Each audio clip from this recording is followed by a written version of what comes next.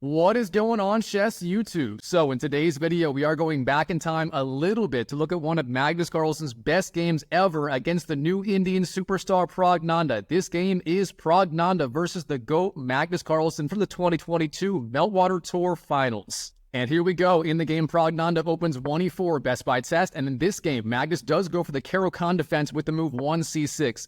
Now we have d4 and d5, and of course on move 3, Praggnanandhaa has a million different options here. For example, knight c3, knight d2, f3, and so on and on and on and on. In this game, Praggnanandhaa does go for the main line, starting with the move e5. This is the advanced variation. It is the sharpest and the strongest line against the Caro-Kann. And here Magnus does go bishop f5, bringing the bishop potentially outside the pawn chain. He wants to maybe go e6 next with a very good pawn triangle on those light squares and the light squared bishop outside that pawn chain. Now here, the main line is knight f3, bishop e2, and short castles. That is the short variation, named after Nigel Short, I believe, who popularized this line in many, many years ago. But instead here, Praggnanandhaa, he's in a very aggressive mood, and he does play the move h4, gaining space on the king side, and coincidentally, h4 is my favorite move on the chessboard, at least from White's perspective. The alpha zero pawn marching down the board, and now the threat is g4, potentially trying to trap the bishop. For example, if Magnus doesn't do anything, let's say a6, waste a move, then g4 will be very, very dangerous. For example, if bishop g6, then h5 could trap the bishop. So with that in mind here, Magnus, he needs to act fast. And the best move here, and the move played in the game, is h5. How cute, the alpha zero pawns touching on the h-file. Of course, this move does stop the idea of g4 from White and h5. That move is now blocked. So here Black will be relatively okay, but White will have chances to fight for a small advantage. Now here, Praggnanandhaa, he does go bishop d3, challenging that bishop on f5. The idea being h5 did weaken the light squares on the king side a little bit, for example, g6, and now you do just trade off that light squared bishop. So now, bishop takes and queen takes is the move. And here Magnus does just go e6, finally getting that famous pawn triangle on e6, d5, and c6. Now, of course, the idea for Magnus is potentially moves like queen a5 check, hitting the king on e1, maybe knight e7 to f5, pressuring d4, and so on. All right, here, Praggnanandhaa. The main move, as far as I understand, is bishop g5, putting pressure on the queen right away, but instead, knight to f3 is the move, a perfectly fine idea, setting up short castles on the king side if Praggnanandhaa wants it. Now here, Magnus, he does swing out the queen, that is the main line, queen to a5, hitting that king on e1, and now, of course, here, Praggnanandhaa, he does have to respond, he does have to block the check somehow. Now, the main idea is you can go c3, knight c3, or knight d2. Literally, all of these moves are playable. In the game, Praggnanandhaa does go knight b d2. This is arguably the main line, and of course, that check is blocked. And in the future, Praggnanandhaa, he may go castles and then knight to b3, gaining a tempo on the queen. That is the benefit of, say, knight d2 over knight c3 and the alternatives. Now here, Magnus, knight to h6 is the move, setting up ideas like knight to f5, putting more pressure on that pawn on d4, and of course, f5 is an absolutely perfect outpost for that knight. There is no way to challenge it with, say, a light squared bishop, and beyond that, g4 is not possible, so that knight on f5 will live there, basically as long as it wants in this game. Now we have castles for Praggnanandhaa and knight to f5, the standard moves here, and now Praggnanandhaa, he does have to find a plan. And of course, with the king side being locked down with these alpha zero pawns touching each other once again, there isn't a whole lot to do on the king side yet. So with that in mind here, Praggnanandhaa, his main course of action is to gain space and open up lines on the queen side. So how does he want to do it? Well, there are many different ways to proceed. For example, knight b3 is fine, hitting the queen, c3 and a5 are also good. In the game, Praggnanandhaa does go knight to b3, getting a tempo on the queen. The queen must move, and now the computer does like the idea of queen to a6, offering that queen trade, but instead queen to b5 is the move, offering a different queen trade. Now, of course, if queen takes b5, then c takes b5 will be the response, and believe it or not, that pawn structure is actually perfectly fine for Magnus Carlsen. He would have the open c-file to play with. For example, a rook on c8 would be very dangerous, and Magnus would be doing just fine. He would have absolutely quality in the endgame, and we all know how good Magnus is at the endgame. So with that in mind here, Praggnanandhaa, he plays the best move, avoiding the queen trade, happily for us, queen to d1, and the queens will stay on the board for a long time, and the game will be very complicated for a long while here. All right, now, Magnus, it's his turn to move. How does he want to proceed? Well, just like Praggnanandhaa, his best course of action is to get counterplay going on the queen side, and here he finds the obvious move, the main idea in the Caro-Kann. Of course, that is the move c5, breaking on the queen side, applying pressure on that very vulnerable pawn on d4.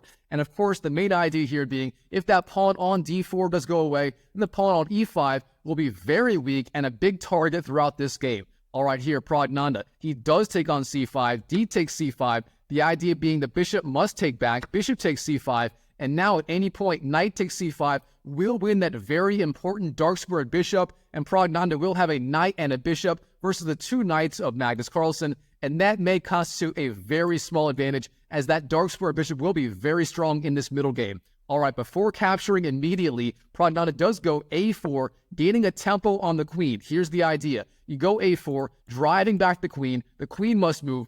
In the game, queen is c6 was played. Doesn't really matter where you go. For example, queen, b6, wherever. It's all the same. Knight takes c5, then queen takes. And now, instead of capturing all that's on c5 immediately, Praggnanandhaa did go a4 first, and he gets that free move a4 in, and that move a4 is of benefit in this position. So very good idea by Praggnanandhaa. Now here, c3 is the move, increasing the control over that d4 square and stopping knight d4 ideas in the future. But now Magnus, knight c6. And now, believe it or not, the threat here is actually d4, trying to blow open the middle of the board. Believe it or not, that would actually be a fantastic move for Magnus Carlsen if he can get it in uncontested. All right, now, Praggnanandhaa, rook e1, increasing support of that pawn on e5. Rook e1's an excellent move. And now d4 is actually possible immediately for Magnus Carlsen, but instead he does go rook to d8 first, supporting the idea of d4 with that rook. Now here, if Praggnanandhaa does not act fast, then d4 will be incredibly dangerous. Of course, that rook lining up with the queen if the d file opens up. So now Praggnanandhaa, he must act immediately. First of all, knight d4 is not possible. You do lose a pawn on the spot after knight takes, c takes, then queen takes d4. You're just down a pawn. That pawn on e5 will be incredibly weak. Therefore, that is not the right solution. All right, instead, Praggnanandhaa, he finds the best move. Simply bishop to g5, putting pressure on that rook on d8. Now, the rook must move, and if you want to keep it on the d file, then rook d7 is the only good move, and that is what Magnus played in the game. All right, now Praggnanandhaa, rook to c1, an excellent move. The idea being if d4, then c takes d4, and you gain a tempo on the queen as the rook will be hitting the queen. That is the whole idea of bishop g5. You swing out the bishop, gaining a tempo on the rook, then going rook c1, stopping the idea of d4 from Magnus. So here, Praggnanandhaa playing excellent. But here, Magnus, he is not done with his idea. Here he goes d4 anyway. So d4 on the board. And by the way, this was not completely necessary. You could have gone, say, short castles, rook c8, and so on. But instead, Magnus, he is going for it. He wants a complicated game. All right, what's going on here? Well, first of all, c takes d4, believe it or not, would not be the best idea. Again, you are somewhat opening up that d file with your queen on d1 facing the rook on d7. So instead here, Praggnanandhaa, he finds a much stronger move. Simply b4, gaining a tempo on the queen, driving it back. And now, where is the queen going to go? Well, there really aren't very many squares. For example, if you go to queen d5, that looks logical at first glance. Believe it or not, the move c4 literally traps the queen. The queen would literally have nowhere to go. You can't take the pawn. You can't stay on this rank. You can't go to e4, and you can't go to d6 as the pawn covers that. Beyond that, you can maybe go to c4, b6, and f8, and none of those squares are super attractive. Now, in the game, Magnus did go queen b6, a perfectly fine square, but now Praggnanandhaa does have many dangerous ideas on the queen side. For example, b5 and a5 are very real threats here. All right, here, Praggnanandhaa, b5, driving back that knight on c6. Now here, Magnus, he's in a lot of pressure. That knight on c6 is being attacked, and you may think, okay, surely Magnus is going to retreat the knight. That must be the right idea, right? Well, if you thought that, you thought wrong. Here, Magnus, he does go d takes c3, a brilliant move. The idea being, of course, that knight on c6 is hanging, but if you take the knight, Magnus takes the queen on d1 with the rook, and he would have a massive advantage. So here, Praggnanandhaa, he must move the queen. In the game, he does find the best square for the queen, queen to b3, keeping the queen very active on the queen side, keeping that pressure on the pawn on c3. But beyond that, the queen cannot be easily attacked here. So, very good move. Now, Magnus, knight c to e7, driving back that knight, getting it out of harm's way. And now here, Praggnanandhaa, rook takes c3. And finally, on move 22, Magnus does finally castle here. So short castles on the board. He is ready to swing that last rook into the game, say on d8 or somewhere else. All right, Praggnanandhaa, queen c2, lining up his pieces on the c-file, a perfectly fine idea. And here, Magnus, he does jump in with the knight to d5, pressuring that rook on c3. Now, the big question, where is the rook going to go? Well, it turns out you actually don't want to move the rook. Instead, rook to d1 is the best move here, hitting the knight on d5 to the rook on d7. So if knight takes c3, then rook takes d7 would be very, very strong. That's the right idea. But instead, Praggnanandhaa, he plays maybe the first slightly inaccurate move of like pretty much the entire game here. He goes rook c4. I mean, that is just how high level these guys are playing. Almost a flawless game by Praggnanandhaa up until move 24. All right, Magnus, he punishes this mistake immediately. Rook to c7, challenging that rook on c4. And of course, beyond that, there are threats like rook to c8, again, increasing the pressure on the c-file. And here, Praggnanandhaa, he simply has to go rook c1, getting the Alekhines battery with the two rooks and the queen in between, the queen-rook sandwich. That would be the right move. But instead, knight d2 is the move played by Praggnanandhaa. The idea being, if rook takes, maybe you want to go knight takes c4, recapturing with the knight, maybe. But here, Magnus, he is not done letting up. Rook f to c8, doubling up rooks, piling up the pressure. Praggnanandhaa, he's feeling the heat. He takes on c7, rook takes, then rook takes. And now, of course, the queen on c2 is being attacked. You must move the queen. So, queen d1 by Praggnanandhaa retreats the queen. But here, Magnus, he just flies in with the queen to d4. And I mean, let's just slow down and appreciate how fast the tables have turned. Just a few moves ago, perhaps 3-4 moves ago, Praggnanandhaa was in complete control. And now look at this. The knights on d5 and f5 of Magnus,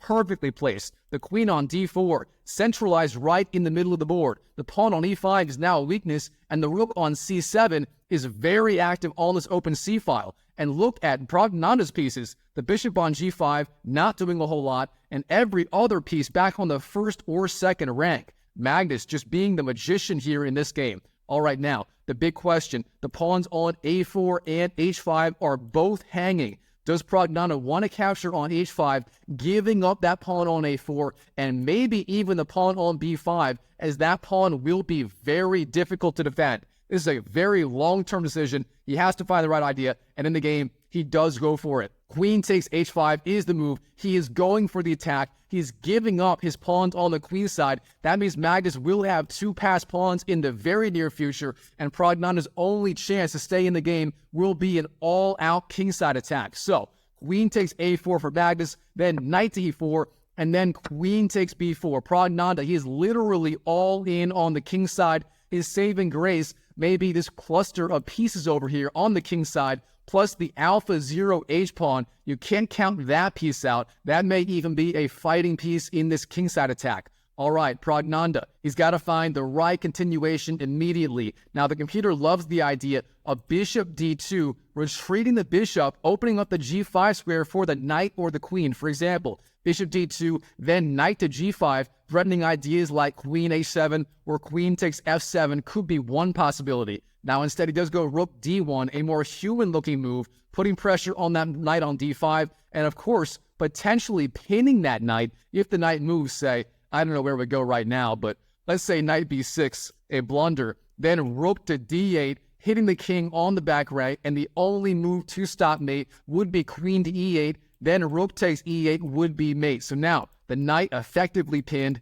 a very solid idea by Praggnanandhaa, increasing the pressure in the center of the board. Now, Magnus, it turns out you don't actually have to worry about this rook too much. You can just go rook c4, putting more pressure on that knight, but instead, Magnus, he is human. He does go rook d7, relieving some of that pressure, a decent move, but it turns out to be a little bit of a mistake. And here, Praggnanandhaa, he will have much better attacking chances, as without that rook on the c-file, Magnus Carlsen's counterplay is a little bit slower. All right, here, Praggnanandhaa, queen to g4 is the idea. Of course, setting up the path for the alpha 0 h-pawn to march down the board, my favorite piece on the chessboard. All right, now, king to f8 for Magnus. He's worried about these back rec mating threats. And with that in mind, he's shuffling his king over, trying to maybe even swing it over the queen side later in the game. But now Praggnanandhaa, queen to h5, not letting the king get away. Now the threat is simply queen h8 checkmate. Of course, if Magnus Carlsen doesn't make a good move here,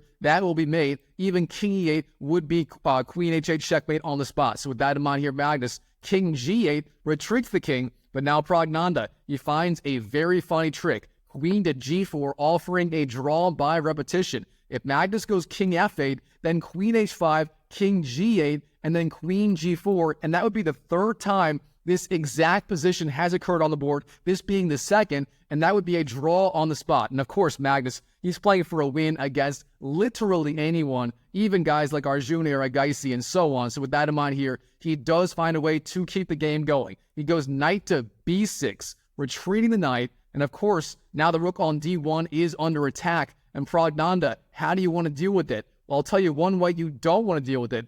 Bishop to f6. Okay, the idea behind this move, that pawn on g7 is pinned. You cannot take the bishop. And beyond that, Praggnanandhaa may have ideas like h5, then h6, increasing the attack on the king side. But here, Magnus, he finds the flaw with this move immediately. It's simply rook takes d1, then queen takes, and then knight to d7, retreating the knight, attacking the bishop with the knight. Of course, g takes f6 may be a possibility later in the future, but right now that would not work. For example, with the knight on b6, then g takes, and then queen d8 would be very, very dangerous. Instead, knight d7 is the move for Magnus, a very good defensive move. And now Praggnanandhaa, what does he want to do about that bishop on f6? Is he going to move in, leave it there? Well, for right now, he is leaving it there. He just goes queen to c1, an interesting move. The idea being you are eyeing that c8 square as well as this diagonal here. Maybe you want to go to g5 in the future. Now here, in this position, g takes f6 actually is playable. That is the strongest move according to the computer. But instead, Magnus, he does go queen c6, a simple move, a human move, offering that queen trade, blocking that c-file with the queen, and now Praggnanandhaa, he does not go for the queen trade. That would be almost game over on the spot. Those pawns on the queen side would be just way, way, way too dangerous. So with that in mind, queen to f4 is the move, keeping the queens on the board and keeping that attack going. But now Magnus, he does calculate everything. He steps into his time machine. He sees the future, and he knows, yes, you can actually just take that bishop on f6, and g takes f6 is the move, a brilliant move. And now Praggnanandhaa, he's officially down a minor piece. He only has the one knight versus the two knights of Magnus. And to make things even worse, Magnus is temporarily up a pawn. All right, e takes f6 is the move for Praggnanandhaa, regaining the pawn. And now he is down just a knight. And of course, Magnus has those two passed pawns on the queen side. Again, he must get an attack going right now or it's game over on the spot. All right, Magnus, king to h7, a solid defensive move, getting the king to a better square. Now here, Praggnanandhaa, the best move is the alpha zero move h5, but he doesn't find that. Instead, queen g4, potentially setting up queen to h5 ideas. But now Magnus, he finds a brilliant defensive sequence. If you like puzzles, pause the video right now and try to find the idea for Magnus Carlsen right now in this position. And by the way, if you're enjoying this video, go and smash that like button for more videos just like this. All right, here, Magnus, the move obviously is queen to c1, flying down with the queen, forking both the king on g1 and the square h6. That's going to be a key defensive square for the queen. So the king moves, king to h2, then queen h6, flying back with the queen, defending the h5 square, and now ideas like knight takes f6, forking both the knight and the queen are possible. All right, Praggnanandhaa, he's keeping the attack going. He knows you must attack at all costs. Knight g5 hits the king. The king must move. King g8. Then here, Praggnanandhaa, knight takes e6. The discovered attack by the queen on the king. Therefore, you cannot take the knight. All right, queen g6 is the move, blocking the attack. But queen to c4, Praggnanandhaa, he's officially making this a double piece sacrifice. The move is f takes, then queen takes. Praggnanandhaa is temporarily down two knights. Of course, he will likely win back one knight. Here after queen to f7, queen takes f5 is the move. And now we have some sort of weird queen single knight endgame, where Praggnanandhaa has those 4 pawns on the king side, soon to be 3 pawns after, say, queen takes or knight takes, versus those 2 pawns on the queen side of Magnus. All right, here, knight takes f6, making it a 3 versus 2 pawn endgame, and now it's going to be an all-out race on both sides of the board. Praggnanandhaa g4, getting his pawns rolling. Magnus knight d5, centralizing the knight. It is well defended by the queen, and of course offering the queen trade. Here Praggnanandhaa, he cannot trade queens. If he does, the king defends the king side, and those pawns go rolling down the board. That would be game over. All right, here, queen g5 check, hits the king. King h7, then king g1, jumping back with the king and defending the f2 pawn. Queen takes f2 is now not a possibility, but Magnus, a5, the other alpha 0 pawn, the a pawn marching down the board. All right, Praggnanandhaa, queen d2, putting pressure on that pawn on a5, and of course, keeping pressure on that knight on d5. Now queen e6 is the move, threatening queen takes g4. And now here Praggnanandhaa, he does go for the pawn trade. Queen takes a5, then queen takes g4, winning that pawn on g4. The king must move, king to f1, and now queen to e4, threatening ideas like queen takes h4 in the future, and maybe queen to h1 check. All right, queen d8, keeping pressure on that knight on d5. Of course, Magnus will have to eye that, but now knight to f4, and look at this. The knight guards e2 and g2, and that means queen g1 is threatening checkmate in one move. Here Praggnanandhaa, queen c7, hits the king. He's trying to give the checks. King to h6, now queen b6, king h5, queen to a5. Praggnanandhaa doing his best to keep those checks coming, but here Magnus, he delivers the final blow. Again, if you like puzzles, pause the video and find this beautiful final blow from Magnus. And here it is in this position. Of course, queen to d5, blocking the check. There are no more checks. And here, if Praggnanandhaa does not take on d5, let's say he goes queen b6 or anywhere else, then of course queen h1 will be checkmate. And on the other hand, if you take the queen, then after queen takes, knight takes d5, the king will win this pawn on h4, and this pawn sooner or later will march down the board and promote, being escorted by at least the knight, maybe the knight and the king. So for that reason here, Praggnanandhaa, he knows he's done, and he resigns on the spot to Magnus Carlsen. Wow, what a game between Magnus and Praggnanandhaa in the 2022 Meltwater Tour Finals. All right, chess YouTube, I hope you enjoyed this video. If you did, smash that like button. And check out this video right here, where Praggnanandhaa plays a truly inspired game against Magnus Carlsen. Again, he is playing as white, and he does win against Magnus Carlsen's Caro-Kann. So that game was his revenge. It did happen very recently in 2024. So if you enjoyed this video, I'm sure you'll love that one as well. So check it out, and I'll see you in the next video.